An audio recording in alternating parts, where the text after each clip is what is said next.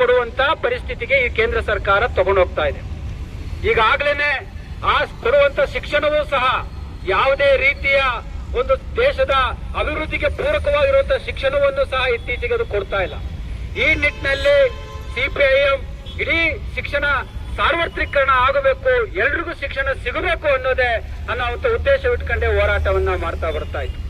ಇವತ್ತು ಶಿಕ್ಷಣ ಖಾಸಗೀಕರಣ ಕೇಂದ್ರೀಕರಣ ಆಗಿರುವಂತಹ ಭಾಗವಾಗಿ ಇವತ್ತು ದೇಶದಾದ್ಯಂತ ಈ ಎನ್ಇಟಿ ಪರೀಕ್ಷೆಗಳು ಬೇರೆ ಬೇರೆ ರೀತಿಯ ಪ್ರವೇಶ ಪರೀಕ್ಷೆಗಳನ್ನ ನಡೆಸ್ತಾ ಇರುವಂತಹ ಖಾಸಗಿ ಏಜೆನ್ಸಿಗಳಿಗೆ ಈ ಕೇಂದ್ರ ಸರ್ಕಾರಗಳು ಕೊಟ್ಟು ಅವುಗಳು ದಂಧೆಯಲ್ಲಿ ಇವತ್ತು ಮುಳುಗಿದವೆ.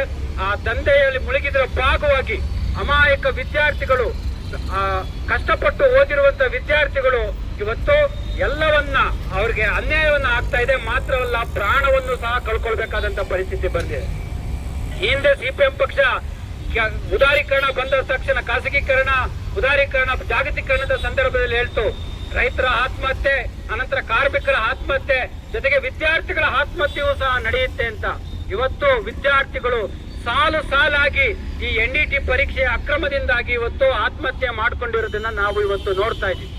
ಬಂಧುಗಳೇ, ಈ ಎನ್ಇಟಿ ಪರೀಕ್ಷೆ ಅಕ್ರಮ ಇಷ್ಟೆಲ್ಲ ದೊಡ್ಡ ಮಟ್ಟದಲ್ಲೂ ನಡೆದ್ರೂ ಸಹ ಈ ದೇಶದಲ್ಲಿ ಏನೂ ಆಗಿಲ್ಲ ಅನ್ನೋ ರೀತಿಯಲ್ಲಿ ಕೇಂದ್ರ ಸರ್ಕಾರ ವರ್ತನೆ ಮಾಡ್ತಾ ಇದೆ. ಹಿಂದೆ ಎಲ್ಲ ಒಂದು ರೈಲು ಹಳಿ ತಪ್ಪಿ ಒಂದು ಬೋಗಿ ಬಿದ್ದೋಯ್ತು ಅಂತಂದ್ರೆ ಆ ನೈತಿಕ ಹೊಣೆ ಹೊತ್ತು ಆಗಿನ ರೈಲ್ವೆ ಮಿನಿಸ್ಟ್ರು ರಾಜೀನಾಮೆ ಕೊಡ್ತಾ ಇದ್ರು. ರೈತರ ಸಾಲ, ರೈತರ ಆತ್ಮಹತ್ಯೆ ಆಯ್ತು ಅಂದ್ರೆ ಕೃಷಿ ಮಂತ್ರಿಗಳು ಆತ್ಮಹತ್ಯೆ ನೈತಿಕ ಹೊಣೆ ಹೊತ್ತು ರಾಜೀನಾಮೆ ಕೊಡ್ತಾ ಇದ್ರು. ಆದ್ರೆ ಕಳೆದ 2014ರಿಂದ ಇಲ್ಲಿಯವರೆಗೆ ರೈತರ ಆತ್ಮಹತ್ಯೆ ಸಂಖ್ಯೆ ಜಾಸ್ತಿ ಆಗ್ತಾ ಇದೆ. ಕನಿಷ್ಠ ಬೆಲೆ ಇಲ್ಲದೇನೆ ಆತ್ಮಹತ್ಯೆಗಳು ಸಂಖ್ಯೆ ಜಾಸ್ತಿ ಆದ್ರೆ, ಕಾರ್ಮಿಕರಿಗೆ ಕನಿಷ್ಠ ಕೂಲಿ ಇಲ್ಲದೇನೆ, ಉದ್ಯೋಗ ಇಲ್ಲದೇನೆ ಆತ್ಮಹತ್ಯೆ ನಡ್ಕೊಳ್ದಾದ್ರೆ, ಇವತ್ತು ವಿದ್ಯಾರ್ಥಿಗಳು ಇವತ್ತು ಆ ಸಾಲಿನಲ್ಲಿದ್ದಾರೆ. ಈ ಯಾವುದೇ ರೀತಿಯ ದೋರ ಹೊಣೆಗಳಿಗೆ ಯಾವುದೇ ನೈತಿಕ ಹೊಣೆಯನ್ನ ಹೊತ್ತು ರಾಜೀನಾಮೆ ಕೊಟ್ಟಿರುವಂತ ಒಂದೇ ಒಂದು ಉದಾಹರಣೆ 2014ರಿಂದ ಇಲ್ಲಿವರೆಗೆ ಇಲ್ಲ. ಯಾಕೆ ಇಲ್ಲ ಅಂದ್ರೆ ಈ ಸರ್ಕಾರಕ್ಕೆ ನೈತಿಕತೆನೇ ಇಲ್ಲ. ಆದ್ರಿಂದ ಇವತ್ತು ನೈತಿಕ ಹೊಣೆ ಹೊತ್ತು ರಾಜೀನಾಮೆ ಕೊಡುವಂತ ಪ್ರಸಂಗನೇ ಬಂದಿಲ್ಲ. ಯಾಕೆಂತಂದ್ರೆ ನೈತಿಕತೆನೇ ಇಲ್ದಿರುವಂತ ಒಬ್ಬ ವ್ಯಕ್ತಿ ಪ್ರಧಾನಿ ಆಗಿರುವಾಗ, ಮಾನ ಮರ್ಯಾದೆನೇ ಇಲ್ದಿರುವಂತ ಒಬ್ಬ ವ್ಯಕ್ತಿ ಪ್ರಧಾನಿ ಆಗಿರುವಾಗ ನಾವ್ ಏನನ್ನ ನಿರೀಕ್ಷೆ ಮಾಡ್ಲಿಕ್ಕೆ ಸಾಧ್ಯ? ಇವತ್ತು ನಮಗೆ ಹೋರಾಟ ಒಂದೇ ಇವತ್ತು ಪ್ರಬಲವಾದ ಅಸ್ತ್ರ ಅನ್ನುವಂತ ನಿಟ್ಟಿನಲ್ಲಿ ಈ ಅಕ್ರಮಗಳನ್ನ, ಅನ್ಯಾಯಗಳನ್ನ ವಿರೋಧಿಸಿ ದೆಹಲಿಯಲ್ಲಿ ವಿದ್ಯಾರ್ಥಿಗಳು ಹೋರಾಟವನ್ನ ನಡೆಸ್ತಾ ಇದ್ದಾರೆ. ಸೋನಂ ವಾಂಗ್ಚುಕ್ ಅವರು ನಡೆಸ್ತಾ ಇರುವಂತಹ ಅನಿರ್ದಿಷ್ಟಾವಧಿ ಉಪವಾಸ ಸತ್ಯಾಗ್ರಹವನ್ನ ಮಾತುಕತೆ ಮುಖಾಂತರ ಹೋಗಿ ಭೇಟಿ ಮಾಡಿ ಸೌಜನ್ಯಕ್ಕಾದ್ರೂ ಅವ್ರನ್ನ ಭೇಟಿ ಮಾಡಬೇಕಿತ್ತು. ಆದ್ರೆ ಕೇಂದ್ರ ಸರ್ಕಾರ ಅದು ಮಾಡಲಿಲ್ಲ. ಬದಲಾಗಿ ಅವರ ಆರೋಗ್ಯದ ನೆಪವೇ ಹೇಳಿ ಬಲವಂತವಾಗಿ ಹಾಸ್ಪಿಟಲ್ಗೆ ಸೇರಿಸ್ತೀವಿ ಅಂತ ಹೇಳಿ ಅವ್ರನ್ನ ಅಕ್ರಮ ಬಂಧನದಲ್ಲಿ ಇಟ್ಟಿದೆ. ಇವತ್ತು ಪಾರ್ಲಿಮೆಂಟ್ ಚಲೋ ನಡೀತಾ ಇದೆ ವಿದ್ಯಾರ್ಥಿಗಳಿಂದ. ಇದನ್ನ ತಪ್ಪಿಸಬೇಕು ಅಂತ ಹೇಳಿ ಮೋದಿ ಅವರು ಆಲೋಚನೆಯನ್ನ ಮಾಡಿದ್ರು, ಪ್ಲಾನ್ ಮಾಡಿದ್ರು. ಇವತ್ತು ಆ ಪ್ಲಾನ್ ಉಲ್ಟಾಗಿದೆ. ಇವತ್ತು ದೆಹಲಿಯಲ್ಲಿ ಲಕ್ಷ ವಿದ್ಯಾರ್ಥಿಗಳು ಇವತ್ತು ಅಲ್ಲಿ ಸೇರ್ತಾ ಇದ್ದಾರೆ. ಇವತ್ತು ಮೋದಿ ಸರ್ಕಾರ ಎಚ್ಚೆತ್ಕೋಬೇಕು. ಇವತ್ತು ಅವರು ಬುಡ ಕೈ ಹಾಕಿರೋದು ವಿದ್ಯಾರ್ಥಿಗಳಿಗೆ, ದೇಶದ ಭವಿಷ್ಯವಾಗಿರುವಂತಹ ವಿದ್ಯಾರ್ಥಿಗಳಿಗೆ. ಇವತ್ತು ಅವ್ರಿಗೆ ಅನ್ಯಾಯ ನಡೀತಿರುವಾಗ ಯಾರು ಸುಮ್ಮನೆ ಇರ್ಲಿಕ್ಕಾಗೋದಿಲ್ಲ. ಆದ್ರಿಂದ ಮೋದಿ ಸರ್ಕಾರ ಸಂವೇದನವನ್ನೇ ಕಳ್ಕೊಂಡು ಅಮಾನವೀಯವಾಗಿ ವರ್ತನೆ ಮಾಡುವಂತೆ ಈ ಸಂದರ್ಭದಲ್ಲಿ ಸಿಪಿಐಎಂ ಈ ನಡೆಯನ್ನ ತೀವ್ರವಾಗಿ ಖಂಡಿಸುತ್ತದೆ. ಮಾತ್ರ ಅಲ್ಲ, ಈ ಧರ್ಮೇಂದ್ರ ಪ್ರಧಾನ್ ರಾಜೀನಾಮೆಯನ್ನ ನೀಡಬೇಕು ಅಂತ ಹೇಳಿ ಒತ್ತಾಯವನ್ನ ಮಾಡ್ತಾ ಇದ್ದೀವಿ.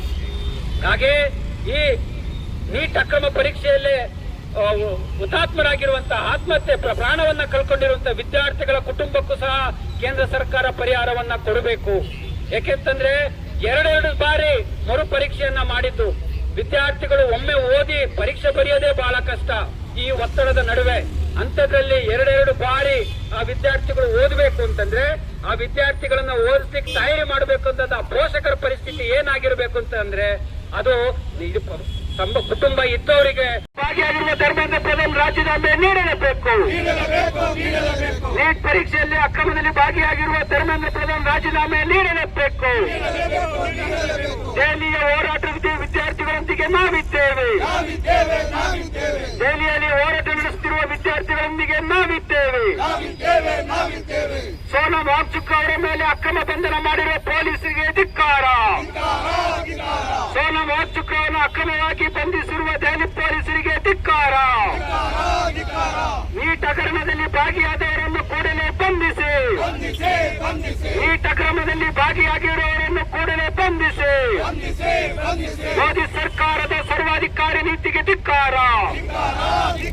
ಮೋದಿ ಸರ್ಕಾರದ ಸರ್ವಾಧಿಕಾರಿ ಧೋರಣೆಗೆ ಧಿಕ್ಕಾರ. ಸಂವೇದನೆ ಇಲ್ಲದ ಮೋದಿ ಸರ್ಕಾರ ತೊಲಗಲಿ. ಸಂವೇದನೆ ಇಲ್ಲದ ಮೋದಿ ಸರ್ಕಾರ ತೊಲಗಲಿ. ಪ್ರಜಾಪ್ರಭುತ್ವ ವಿರೋಧಿ ಮೋದಿ ಸರ್ಕಾರ ತೊಲಗಲಿ. ಇನ್ಕಿಲಾಬ್ ಜಿಂದಾಬಾದ್. ಇನ್ಕಿಲಾಬ್ ಜಿಂದಾಬಾದ್. ಸಿಪಿಐಎಂ ಜಿಂದಾಬಾದ್. ಸಿಪಿಐಎಂ ಜಿಂದಾಬಾದ್.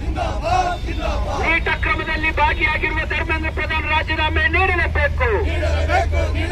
ನೀಟ್ ಅಕ್ರಮದಲ್ಲಿ ಭಾಗಿಯಾಗಿರುವ ಧರ್ಮೇಂದ್ರ ಪ್ರಧಾನ್ ರಾಜೀನಾಮೆ ನೀಡಲೇಬೇಕು. ದೆಹಲಿಯ ವಿದ್ಯಾರ್ಥಿ ಹೋರಾಟದೊಂದಿಗೆ ನಾವಿದ್ದೇವೆ.